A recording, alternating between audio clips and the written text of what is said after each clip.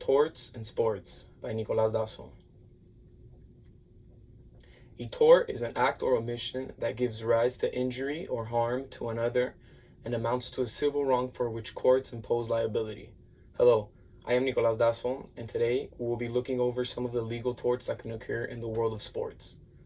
Let's move into the specific details of four of the most common type of torts that may arise during sporting events. Today, I have chosen the case of Linda Goldblum. Linda Goldblum was a 79-year-old woman who decided to attend a Dodgers baseball game for fun back in 2018. All was going well until the Dodgers pitcher, Kenley Jensen, throws a 93-mile-per-hour laser to the opposing team's batter, which resulted in the batter slicing the ball, causing the ball to fly over the protective net and striking Linda right on her head. She was quickly taken to the hospital, where she had to be closely taken care of for 4 days. However, sadly, Linda passed away due to the blunt force trauma produced by the foul ball. This was the first time in over 50 years where a fan had been killed because of a foul ball in a baseball game.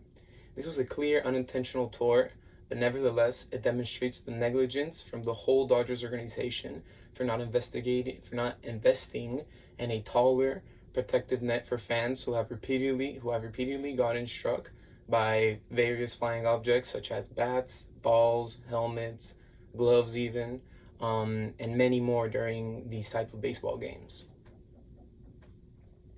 So, the legal elements of the tort which are present in this case are four. The first is the duty of care of the Dodger Stadium. The second is the causation that resulted in severe suffering both in Linda Goldblum and in her family, as well as producing damage and injury in the sporting event to both parties. Again, I repeat, Linda Goldblum and her family. So, the application of these legal elements to the facts on the story of Linda Goldblum are, to begin with, the Dodgers organization failed to respond to their duty of care.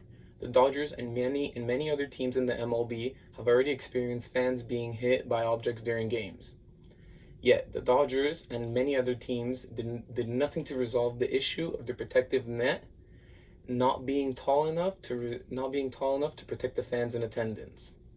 Secondly, the foul ball caused major suffering both physically and mentally to Linda Goldblum and her family, considering that she had to spend her 4 days in the hospital, which ultimately led to Linda passing away. Finally, the action of Linda being caught by a foul ball at the stadium led to both injury and damage. Goldblum suffered major injuries to the head caused by the ball, which ultimately led to her death, while her family had to battle with the tragic death of their grandmother or mother, while also having to deal with the emotional damages from such a tragic death. Now, let's move forward. I'd like to make a final statement on the torts that transpire in sporting events and the legal defense which the Dodgers might take to deny the negligence of not investing in a better and taller protective net for their fans. Okay, considering that this tort was a case of negligence, there are many ways for the Dodgers to defend themselves from severe legal action. The biggest defense for the Dodgers would be to use the assumption of risk. This means that Linda, prior to going to the game, knew and by choosing her seat, knew the risk that came with going to the game and sitting there close to the batters and close to the pitchers, and being closer to the action. However, I believe this cannot apply as the incident is not similar to others. Other incidents occur and they leave with some severe injuries or minor injuries. Well, here Linda passed away.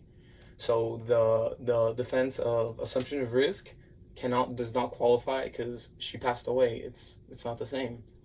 Not only that, but the Dodgers not wanting to protect their fans and not wanting to replace the protective net shows how they simply do not care, and they just want and they just want to keep their stadium the way it is.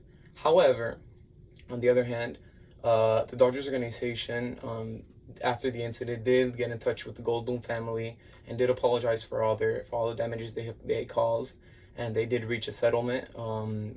It's not known, but it's known for a massive financial settlement between the Dodgers and the Goldblum family. Overall, Linda Goldblum's case is rare in that an individual passes away caused by a foul ball hitting her in the head in a baseball game. Nevertheless, the incidence of fans getting hit with flying objects in a professional MLB stadium occurs way too often, demonstrating the negligence portrayed by the league and their teams.